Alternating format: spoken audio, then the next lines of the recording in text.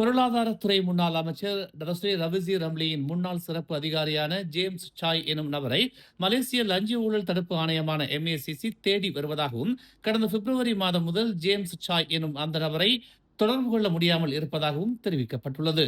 பொருளாதார அமைச்சின் ஒரு சில நடவடிக்கைகளின் விசாரணைகளில் ஊழல் நடந்திருப்பதாக மலேசிய லஞ்ச ஊழல் தடுப்பு ஆணையம் சந்தேகிப்பதால் ஜேம்ஸ் சாய் எனும் அவ்வாடவர் அருகிலுள்ள அரசு அலுவலகத்தில் சரணடையும்படி MACC வெளியிட்டுள்ள ஒரு அறிக்கையில் தெரிவித்துள்ளது.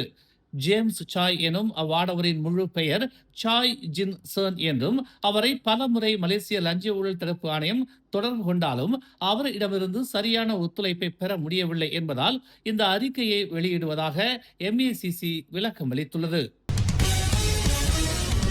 காவல் நிலையத்துக்குள் கும்பல் ஒன்று நுழைந்து ஆடவர் ஒருவரை தாக்கும்படியான காணொலி சமூக வலைதளங்களில் பரவியதை அடுத்து சம்பந்தப்பட்ட கும்பலைச் சேர்ந்த 5 காவல்துறை கைது செய்திருப்பதாக வடகிழான் காவல்துறை தலைவர் விஜயராவ் இன்று தெரிவித்தார். கிழான் மேருவில் உள்ள காவல் நிலையத்தில் கடந்த திங்கட்கிழமை இரவு 9:40 மணிக்கு இச்சம்பவம் நிகழ்ந்ததாகவும் அன்றைய நள்ளிரவே சம்பந்தப்பட்ட கும்பலைச் சேர்ந்த 28 முதல் 41 வயதுடைய 5 உள்ளூர்வாசிகளை கைது செய்ததாகவும் விஜயராவ் கூறினார். இச்சம்பவத்தில் காவல் அதிகாரிகள் யாரும் பாதிக்கப்படவில்லை என்றாலும் மேரு காவல் நிலையத்தின் பொருட்கள் சேதமாகி இருப்பதாகவும் விஜயராவ் குறிப்பிட்டார். ஆடவர் ஒருவர் ஒரு கும்பலுக்கு எதிராக காவல் நிலையத்தில் புகார் அளிக்க வந்தபோது 5 பேர் கொண்ட கும்பல் இரும்பு கம்பியால் அவ்வாடவரை தாக்கி காயம் ஏற்படுத்தியதாக முதற்கட்ட விசாரணையில் தெரிய வந்துள்ளது. இச்சம்பவத்தின் காணொலி சமூக வலைதளங்களில் பரவியது மட்டுமின்றி காவல் அதிகாரிகள் தாக்கப்பட்டிருப்பதாக தவறான செய்திகளும் வெளிவந்தன. ஆனால் இச்சம்பவத்தில் எந்த ஒரு காவல் அதிகாரிகளும் தாக்கப்படவில்லை என்று விஜயராவ் இன்று உறுதிப்படுத்தினார்.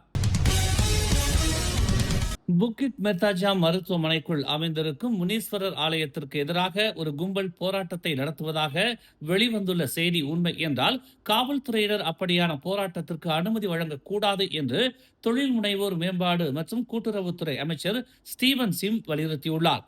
புக்கிட் மெத்தாஜாம் நாடாளுமன்ற உறுப்பினருமான ஸ்டீவன் சிம் இந்த கோயில் அனைத்து வகையிலான அரசு உரிமத்துடன் இயங்கி வருவதாகவும் கோயில் குறித்து தவறான தகவல்களை பரப்பி சுயநல கும்பல் இந்த கோயிலுக்கு எதிராக செயல்படுவதால் பொது அமைதியை சீர்குலைக்கும் வகையிலான இது போன்ற போராட்டங்களை காவல்துறை அனுமதிக்க கூடாது என்றும் பினாங்கு மாநில DAP தலைவருமான ஸ்டீவன் சிம் தெரிவித்தார். பினாங்கில் பல்லின மக்கள் சகிப்பு தன்மையுடன் வாழ்கிறோம். என்னுடைய நாடாளுமன்றமான புக்கிட் மெத்தாஜாமில் அனைத்து சமூகங்களின் இறை நம்பிக்கையையும் பாதுகாக்கும் பொறுப்பு தமக்கு இருப்பதாக புக்கிட் மெத்தாஜாம் நாடாளுமன்ற உறுப்பினரான ஸ்டீவன் சிம் தெரிவித்தார். மருத்துவமனையின் வாசலில் அமைந்திருக்கும் கோயில் அனைத்து வகையிலும் அரசு உரிமங்களை பெற்று இயங்குகிறது என்பதையும் ஸ்டீவன் சிம் தெளிவுபடுத்தினார். இதுநாள் வரை கோயிலால் மருத்துவமனைக்கு எந்த ஒரு தொந்தரவும் ஏற்பட்டதில்லை. இது போன்ற தேவையற்ற போராட்டங்களால் மக்களுக்கு எந்த ஒரு நலனும் இல்லை என்றும் மாறாக பல்லினங்களுக்கு இடையில் பதற்றமான சூழலையே இது உருவாக்கும் என்றும் ஸ்டீவன் சிம் எச்சரிக்கை விடுத்தார். எதிர்க்கட்சி தலைவர் டரஸ்ரீ ஹம்சா ஜைனுதீனுக்கும் அம்னோ தலைவர் டரஸ்ரீ டாக்டர் அஹ்மத் ஜாஹித் ஹமீடுக்கும் இடையிலான சந்திப்பு பேங்காக் நகர்வு என்று அழைக்கப்படுவதோடு இது நாட்டில் மலாய் அரசியல் கட்சிகளிடையே ஒற்றுமையை வளர்ப்பதை நோக்கமாக கொண்டது என்று வர்ணிக்கப்பட்டுள்ளது. மலாய் அரசியல் ஒற்றுமையின் இலக்கை அடைய இந்த விவாதம் அவசியம் என்று தாசே குளுக்கோர் நாடாளுமன்ற உறுப்பினர் வான் சைஃபுல் வான்ஜான் தெரிவித்துள்ளார். இருப்பினும் ஹம்சாவை துணை பிரதமராக நியமிப்பதற்கான ஒரு நடவடிக்கையாக இந்த சந்திப்பு இருந்ததாக கூறப்படும் குற்றச்சாட்டுகள் குறித்து தனக்கு எந்த தகவலும் இல்லை என்று அவர் விளக்கமளித்தார். பொதுவாக எந்த மட்டத்திலும் பெரிய மலாய் கட்சிகளின் ஒற்றுமையை நோக்கி செயல்படுவதே தங்கள் அணுகுமுறை என்றும் மேலும் பொருத்தமான கட்சிகளுடன் சந்திப்போம் என்றும் அவர் குறிப்பிட்டார். இருப்பினும் முந்தைய தடையாக தான்ஸ்ரீ முஹிதீன் யாசின் இருந்தார். அவர் மலேசியாவில் உள்ள முக்கிய கட்சிகளுடன் ஒருமித்த கருத்துக்கு ஆர்வம் காட்டவில்லை. அவர் இது போன்ற அறிக்கைகளை வெளியிடும் போது மலாய் கட்சிகளை ஒன்றிணைக்கும் முயற்சிகளை நிராகரிப்பதை இது காட்டுகிறது என்று வான் சைஃபுல் கூறினார். அண்மையில் பெர்சாத்து தலைவரான முஹிதீன் மற்ற கட்சிகளுடன் கூட்டணி அமைத்து துணை பிரதமராகும் ஹம்சாவின் திட்டத்தை வெளிப்படுத்தினார் என்பது குறிப்பிடத்தக்கது. ஹம்சாவுக்கும் ஜாகித்துக்கும் இடையே ஒரு சந்திப்பு நடந்ததாகவும் இது பேங்காக் நகர்வு என்று அழைக்கப்படுவதோடு தொடர்புடையது என்றும் பாகோ எம்பியுமான அவர் உறுதிப்படுத்தினார். ஹம்சாவை துணை பிரதமராக நியமிக்க உண்மையிலேயே சதி இருந்தால் ஆதாரங்களை வழங்குமாறு பெர்சாத்துவின் முன்னாள் தகவல் பிரிவு தலைவரான வான் சைஃபுல் முஹிதீனுக்கு சவால் விடுத்தார்.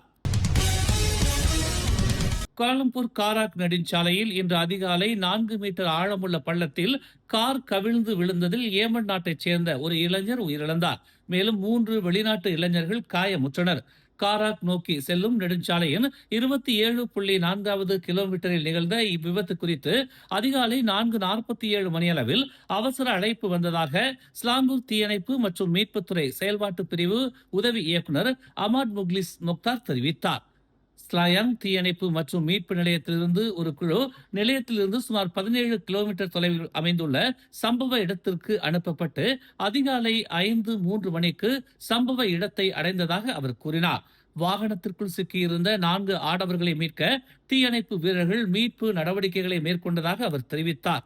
4 பாதிக்கப்பட்டவர்களும் இடிபாடுகளில் இருந்து வெற்றிகரமாக வெளியேற்றப்பட்ட நிலையில் அவர்களில் 18 வயது ஏமன் நாட்டு இளைஞர் ஒருவர் சம்பவ இடத்திலேயே உயிரிழந்தது உறுதி செய்யப்பட்டது என்று அவர் கூறினார். பாதிக்கப்பட்ட மற்ற 3 பேரும் பல்வேறு காயங்களுக்கு உள்ளாகி மருத்துவ பணியாளர்களிடம் சிகிச்சைக்காக ஒப்படைக்கப்பட்டனர். மேலும் செய்திகளை தெரிந்து கொள்ள தமிழ் மலர் இணையதளம், தமிழ் மலர் செயலி மற்றும் மலர் டிவி யூடியூப் சேனலை வலம் வாருங்கள். எங்களோடு இணைந்திருக்க மலர் டிவியை பதிவு செய்து கொள்ளுங்கள். உறவுகள் மகிழ்ந்திட விருப்பம் மற்றும் பகிர்வு சேவையை சொடுக்கிடுங்கள்.